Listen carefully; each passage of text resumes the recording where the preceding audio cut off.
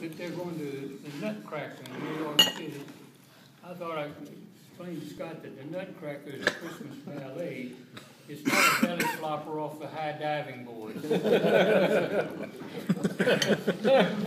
Thank you for explaining Thank that. you, Jim. Poor Scott didn't know. And then in the spirit of the season, I can tell you about the three hippie wise men. You know, there's a you shack, me shack, and into bed we go.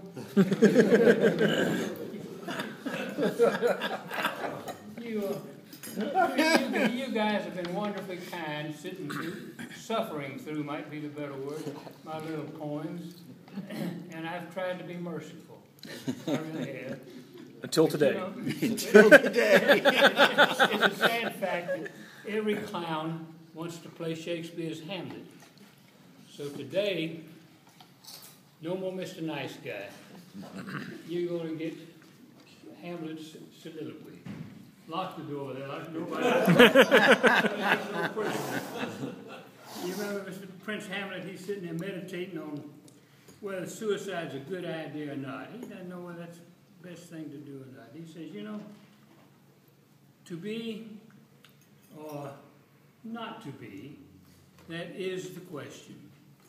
Whether 'tis nobler in the mind to suffer the slings and arrows of outrageous fortune, or to take arms against a sea of troubles, and by opposing end them.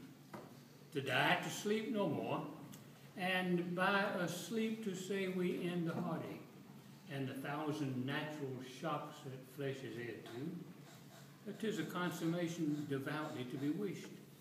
To die, to sleep, perchance to dream. There's the rub, for in that sleep of death, who knows what dreams may come when we have shuffled off this mortal coil. Must give us pause. There's the respect that makes calamity of so long life. For who would bear the whips and scorns of time, the oppressor's wrongs, the proud man's contumely, the pangs of disprized love, the insolence of office, the law's delay, and the spurns that patient merit of the unworthy takes, when he himself might his quietus make with a bare dagger? Who would burdens bear sweat and sweat beneath a weary life, but that the dread of something after death, the undiscovered country from whose boundary no traveler returns, puzzles the will, and makes us to rather bear those ills we have than fly to others that we know not of.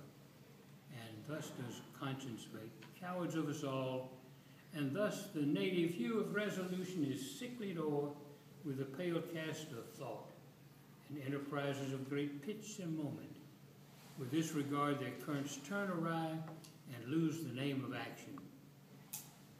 Soft you now comes the Pharaoh feed you. So throw money. What a hand. Bravo. That's great.